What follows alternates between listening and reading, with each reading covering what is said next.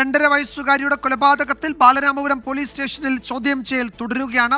കരിക്കകത്ത് നിന്ന് കസ്റ്റഡിയിലെടുത്ത പൂജാരി പ്രദീപിൽ നിന്നുള്ള വിവരങ്ങൾ കേസിൽ ഒരുപക്ഷെ നിർണായകമായേക്കും.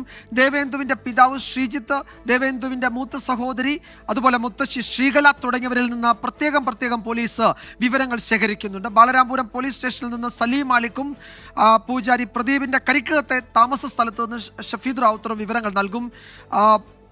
സലീമ, ഈ ചോദ്യം ചെയ്യൽ ഇന്നും തുടരുന്നു. ഇന്ന് നേരത്തെ പോലീസ് ഒരു വാർത്താ സമ്മേളനമൊക്കെ രാവിലെ തന്നെ വിളിച്ചേക്കും എന്ന് സൂചനയുണ്ടായിരുന്നു. പക്ഷേ അത് വൈകുന്നേരത്തേക്ക് മാറ്റി എന്നാണ് ഇപ്പോൾ ലഭിക്കുന്ന വിവരം. കൂടുതൽ അറസ്റ്റിൻ്റെ സാധ്യത. ഈ പ്രതിയെ എപ്പോഴായിരിക്കും കോടതിയിൽ ഹാജരാക്കുക?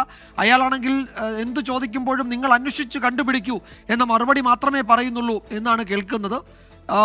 എന്തൊക്കെയാണ് ഏറ്റവും പുതിയ വിവരങ്ങൾ?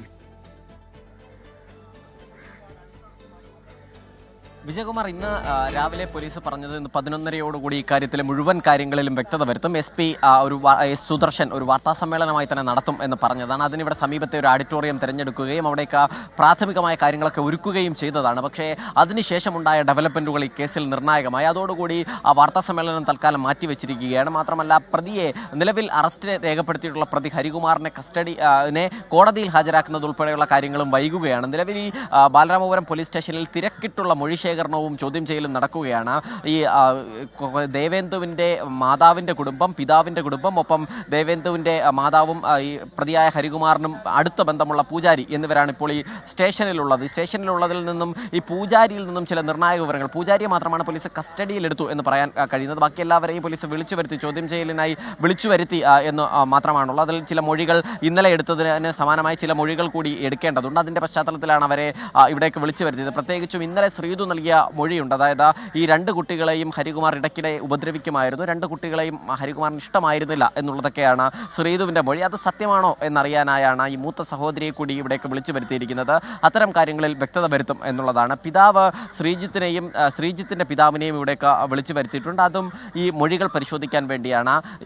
അയാൾ ഈ ശ്രീതുവിനെതിരെ മൊഴി നൽകിയിട്ടുണ്ട്. ശ്രീതുവിനെതിരുള്ള പങ്ക് കൂടി അന്വേഷിക്കണം എന്നുള്ളതാണ് ഭർത്താവിൻ്റെ ആവശ്യം. കാരണം താൻ പറയുന്ന കാര്യങ്ങളൊന്നും അനുസരിക്കാറില്ലായിരുന്നു, ആകെ ദുരൂഹതയുണ്ടായിരുന്നു. അതുകൊണ്ട് ഈ കൊലപാതകത്തിലെ പങ്കുൾപ്പെടെ അന്വേഷിക്കണം എന്നുള്ളതാണ് ശ്രീധുവിനെതിരെ നൽകിയിരിക്കുന്ന മൊഴി. നിലവിൽ ഈ ജോത്സ്യനുമായി ബന്ധപ്പെട്ട്, ഈ പൂജാരിയുമായി ബന്ധപ്പെട്ട ഏതെങ്കിലും തരത്തിലുള്ള അന്ധവിശ്വാസത്തിൻ്റെ എലമെൻ്റ് ഈ കൊലപാതകത്തിൽ സംഭവിച്ചിട്ടുണ്ടോ എന്നുള്ളതിലാണ് പോലീസ് വിശദമായ പരിശോധന നടത്തുന്നത്. പ്രത്യേകിച്ചും വലിയ തുകയുടെ സാമ്പത്തിക ഇടപാട് ശ്രീധുവും ഒപ്പം ഹരികുമാറും ഇയാളുമായി നടത്തിയിട്ടുണ്ട്. മാത്രമല്ല, ഇയാളുടെ നിർദ്ദേശത്തിനനുസരിച്ചാണ്, ഈ പൂജാരിയുടെ നിർദ്ദേശത്തിനനുസരിച്ചാണ് ഇരുവരും പ്രവർത്തിക്കുന്നത് എന്നുള്ള വിവരവും പോലീസിന് ലഭിച്ചിട്ടുണ്ട്. അതുകൊണ്ടാണ് അന്ധവിശ്വാസത്തിൻ്റെ ഏതെങ്കിലും തരത്തിലുള്ള കണിക ഈ കേസുമായി ബന്ധപ്പെട്ടുണ്ടോ എന്ന് പോലീസ് പരിശോധിക്കുന്നത്. പക്ഷേ അത്തരത്തിലേക്കില്ല എന്നുള്ളൊരു സൂചന നിലവിൽ വരുന്നുണ്ട്. അപ്പോഴും മറ്റെന്തൊക്കെയോ കാര്യങ്ങൾ അറിയും. ഈ സാമ്പത്തിക ഇടപാട് എന്തിന് എന്നതുൾപ്പെടെയുള്ള കാര്യങ്ങളും പോലീസ് പരിശോധിക്കും. മറ്റൊരു പ്രധാനപ്പെട്ട കാര്യം, ഈ പോലീസിനെ സംബന്ധിച്ചിടത്തോളം ആവശ്യമായി വരുന്നത് ഈ വാട്സാപ്പ് ചാറ്റുകളാണ്. ഈ വാട്സാപ്പ് ചാറ്റുകളിൽ ചിലത് മിസ്സിംഗ് ആയിരുന്നു. ആ വാട്സാപ്പ് ചാറ്റുകൾ വീണ്ടെടുക്കാനായി ഫോൺ, ഇരുവരുടെയും ശ്രീധുവിൻ്റെയും ഒപ്പം ഹരികുമാറിൻ്റെയും ഫോൺ ശാസ്ത്രീയ പരിശോധനയ്ക്ക് പോലീസ് അയച്ചിട്ടുണ്ട്. വളരെ വേഗത്തിൽ തന്നെ അതിൻ്റെ റിസൾട്ട് കാത്തിരിക്കുകയാണ്.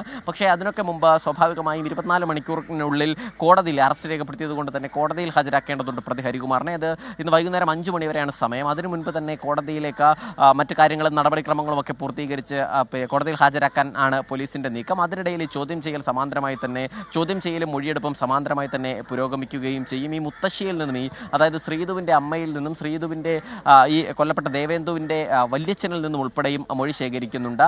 ഇതെല്ലാം ക്രോഡീകരിച്ചതിന് ശേഷം നിലവിൽ ഈ സ്റ്റേഷനിൽ വിവിധ സ്ഥലങ്ങളിലായി മാറ്റിയിരുത്തി ഓരോരുത്തരെയായി വീണ്ടും മൊഴി രേഖപ്പെടുത്തുകയാണ്. മൊഴികളെല്ലാം ക്രോഡീകരിച്ച് ഇന്നലെ തന്നെ ഈ കേസിലൊരു നിർണായകമായ ഇടപെടലുണ്ടായത്. ആദ്യഘട്ടത്തിൽ ഓരോരുത്തരെയും ഓരോ സ്ഥലത്ത് വെച്ച് മാറ്റിയിരുത്തി ചോദ്യം ചെയ്യുകയും അതിന് പിന്നാലെ ആ മൊഴികളെല്ലാം ക്രോഡീകരിച്ചതിന് ശേഷം 2ാം ഘട്ട മൊഴിയെടുപ്പുണ്ടായിരുന്നു. ആ മൊഴിയെടുപ്പിലായിരുന്നു കാര്യങ്ങളിൽ ഒരു വ്യക്തത വന്നത്. സമാനമായ നിലയിലാണ് ഇന്നും പോലീസ് ഒരു നടപടികൾ സ്വീകരിക്കുന്നത്. ഇവിടെ എത്തിച്ച എല്ലാവരെയും ഓരോരുത്തരെയായി ചോദ്യം ചെയ്തു. അതിനുശേഷം അതിൽ നിന്നും വൈകുന്നേരത്തോടെ ഈ കേസിൽ ഒരു ഉത്തരം നൽകാൻ പോലീസിന് കഴിയും എന്നാണ് സൂചന. അതിൻ്റെ ചുരുളഴിക്കാനുള്ള വലിയ ശ്രമം നടത്തുകയാണ്. ചോദ്യം ചെയ്യൽ പുരോഗമിക്കുന്നു. ഇപ്പോൾ പൂജാരി പ്രദീപ്, അയാൾ കസ്റ്റഡിയിലാണ്. കരിക്കകത്തെ താമസ സ്ഥലത്ത് നിന്ന് ഷഫീദ് റാവുത്തർ വിശദാംശങ്ങൾ നൽകും.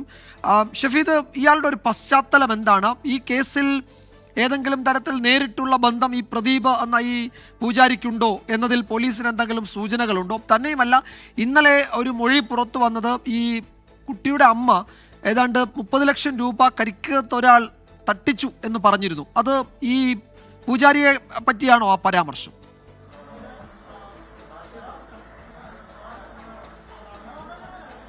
വിജയകുമാർ, ഈ വിഷയത്തിൽ പോലീസിന്റെ ഭാഗത്ത് നിന്ന് അനൌദ്യോഗികമായി നമുക്കിപ്പോൾ ലഭിക്കുന്ന, അതായത് ഇയാളുടെ കസ്റ്റഡിയുമായി ബന്ധപ്പെട്ട് ലഭിക്കുന്ന ഒരു വിവരം എന്ന് പറയുന്നത് സാമ്പത്തിക അഭിവൃദ്ധി, കുട്ടിയുടെ ജനനം, അതായത് ഈ കൊല്ലപ്പെട്ട 2.5 വയസ്സുകാരുടെ ജനനം കാരണം ഈ കുടുംബത്തിന് തടസ്സപ്പെട്ടു എന്നുള്ള ഉപദേശത്തിന്റെ അടിസ്ഥാനത്തിൽ നടത്തിയ കൊലപാതകമാണോ ഇതെന്നുള്ളൊരു സംശയം പോലീസിന് ഉണ്ട്. അതിന്റെ പശ്ചാത്തലത്തിലാണ് ഇപ്പോൾ കരിക്കകം സ്വദേശിയായിട്ടുള്ള പ്രദീപിനെ പോലീസ് കസ്റ്റഡിയിലെടുത്ത് ചോദ്യം ചെയ്തു വരുന്നത്. ഞാനിപ്പോൾ നിൽക്കുന്നത് ഈ കരിക്കകത്തെ ഇയാളുടെ വീട്ടിലാണ്. ഈ വീട് കേന്ദ്രീകരിച്ച് ശ്രീതു ഇവിടേക്ക് എത്തിയിരുന്നു. ഈ കുട്ടിയുടെ അമ്മാവൻ, നിലവിൽ ഇപ്പോൾ ഈ കൊലപാതകം നടത്തിയെന്ന് പോലീസ് കരുതുന്ന കുട്ടിയുടെ അമ്മാവൻ, അയാളടക്കമുള്ള ആളുകൾ ഇവിടേക്ക് എത്തിയിരുന്നു.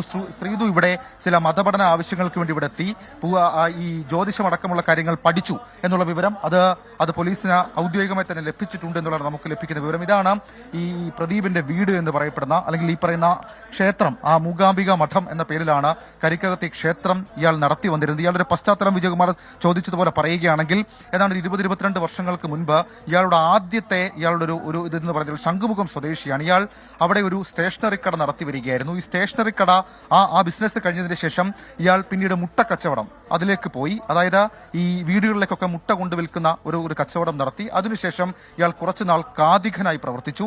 ആ കാതിക വേഷവും അഴിച്ചു വെച്ചിട്ടാണ് അയാൾ സ്വാമിയായത് എന്നുള്ളതാണ് നിലവിൽ ഇപ്പോൾ ഈ അയൽക്കാരും അയൽവാസികളൊക്കെ നമ്മളോട് ഇതിനോടകം തന്നെ പങ്കുവച്ചിരിക്കുന്ന കാര്യം. അതിനുശേഷം കഴിഞ്ഞ 20 വർഷക്കാലമായി ഇയാൾ ഈ സ്വാമി എന്ന രീതിയിൽ തന്നെ പ്രവർത്തിക്കുകയായിരുന്നു. പുറത്തുനിന്നടക്കം ചില ആളുകൾ മന്ത്രവാദത്തിനടക്കം ഇവിടേക്ക് എത്തി എന്നുള്ള കാര്യവും നാട്ടുകാർ പറയുന്നുണ്ട്. അതിനൊക്കെ അപ്പുറത്തേക്ക് ഇയാൾ ഇപ്പോൾ താമസിക്കുന്ന ഈ സ്ഥലം എന്ന് പറഞ്ഞ ഇയാളുടെ ആദ്യ ഭാര്യയുടെ കുടുംബ വീടാണ്. അവിടെ പിന്നീട് ഇയാൾ ഈ പൂജ കർമ്മങ്ങൾക്കായി ഇത്തരം സ്ഥലങ്ങളൊക്കെ നിർമ്മിക്കുകയായിരുന്നു എന്നുള്ളതാണ് അയൽവാസികൾ പറയുന്ന കാര്യം. ഏതായാലും ഇയാളെ കേന്ദ്രീകരിച്ച ചില സംശയങ്ങൾ നാട്ടുകാർക്കുണ്ടായിരുന്നു. അതടക്കമുള്ള കാര്യങ്ങൾ അവർ ഓരോ സമയത്തും പരാതിയായിട്ടൊക്കെ ഉയർത്തിയിരുന്നു. പക്ഷെ അതൊന്നും ഫലം കണ്ടില്ല. പക്ഷേ ഇപ്പോൾ ഇങ്ങനൊരു സംഭവം ഉണ്ടായ പശ്ചാത്തലത്തിൽ നാട്ടുകാർ ആ പരാതിയൊക്കെ ആവർത്തിക്കുന്നുണ്ട്. മാത്രവുമല്ല ഇവിടെ നിന്ന് അർദ്ധരാത്രിയിലടക്കം പൂജയുടെ ശബ്ദങ്ങൾ ഉൾപ്പെടെയുള്ള കാര്യങ്ങൾ, ചില അസ്വാഭാവികമായിട്ടുള്ള ശബ്ദങ്ങളൊക്കെ കേൾക്കാറുണ്ട് എന്നുള്ള കാര്യം കൂടി അയൽവാസികൾ ഇതുമായി ബന്ധപ്പെട്ട് പറയുന്നുണ്ട്. ഏതായാലും പ്രദീപിനെ കേന്ദ്രീകരിച്ചുകൊണ്ട് ഈ കൊലപാതകത്തിന്റെ മോട്ടീവ് എന്താണ് എന്നുള്ളത് കണ്ടെത്താനാണ് പോലീസിന്റെ ഇപ്പോഴത്തെ ചോദ്യം ചെയ്യൽ നെയ്യാറ്റിൻകരയിൽ പുരോഗമിക്കുന്നതിൽ ഏറ്റവും പ്രധാനപ്പെട്ട കാര്യം ഈ അമ്മാവൻ, അതല്ലെങ്കിൽ അമ്മ ശ്രീതു, ഇതിനകത്ത് മറ്റാർക്കെങ്കിലും പങ്കുണ്ടോ, ഒരു തേർഡ് പേഴ്സൺ ഇന്റർഫിയറൻസ് ഇക്കാര്യത്തിലുണ്ടോ എന്നുള്ള കാര്യം കണ്ടെത്താൻ കസ്റ്റഡിയിലുള്ള ഈ പ്രദീപിനെ വിശദമായി ചോദ്യം ചെയ്യണം. മാത്രമല്ല ഏതെങ്കിലും തരത്തിൽ സാമ്പത്തിക അഭിവൃദ്ധി തടസ്സപ്പെട്ടു കുട്ടിയുടെ ജനനം കാരണം എന്നുള്ളതാണ് ഈ കൊലപാതകത്തിന്റെ മോട്ടീവെങ്കിൽ ഇത് മറ്റൊരു ഡയമെൻഷനിലേക്ക് കാര്യങ്ങൾ പോകും. അതടക്കമുള്ള കാര്യങ്ങൾ പോലീസ് പരിശോധിക്കുന്നുണ്ട്. മുൻപ് സലീം സൂചിപ്പിച്ചതുപോലെ തന്നെ ചില വാട്സ്ആപ്പ് ചാറ്റുകൾ കേന്ദ്രീകരിച്ച്, പ്രദീപിന്റെ അടക്കം ചില വാട്സ്ആപ്പ് ചാറ്റുകൾ കേന്ദ്രീകരിച്ച് പോലീസിന്റെ അന്വേഷണം നടത്തുന്നുണ്ട്. മാത്രമല്ല ഈ പ്രദീപ് ഈ കുട്ടിയുടെ അമ്മ ശ്രീതുവുമായി ബന്ധമുള്ളയാളാണ്. അവർക്ക് സാമ്പത്തിക ഇടപാടുകൾ ഉണ്ടായിരുന്നു. മാത്രമല്ല ശ്രീതു ഇവിടുത്തെ ഈ സ്ഥലത്തെ നിത്യസന്ദർശകയായിരുന്നു നടക്കമുള്ള വിവരങ്ങൾ പോലീസ് ഇപ്പോൾ കൺഫേം ചെയ്യുന്നുണ്ട്. പക്ഷേ ഈ ഡെത്തിലേക്ക് ഇയാളെ കണക്ട് ചെയ്യാനുള്ള എവിഡൻസ് കിട്ടിയിട്ടുണ്ടോ എന്നുള്ള കാര്യം നമുക്ക് ഇപ്പോഴും ഉറപ്പില്ല. കാരണം അത് പോലീസ് പിന്നീട് പറയേണ്ട കാര്യമാണ്. പക്ഷേ ആ ഒരു സൂചന, ആ സംശയത്തിന്റെ അടിസ്ഥാനത്തിലാണ് പോലീസിന്റെ ചോദ്യം ചെയ്യലും അന്വേഷണവും ഒക്കെ ഇപ്പോൾ നടന്നു വരുന്നത്. വിജയകുമാർ.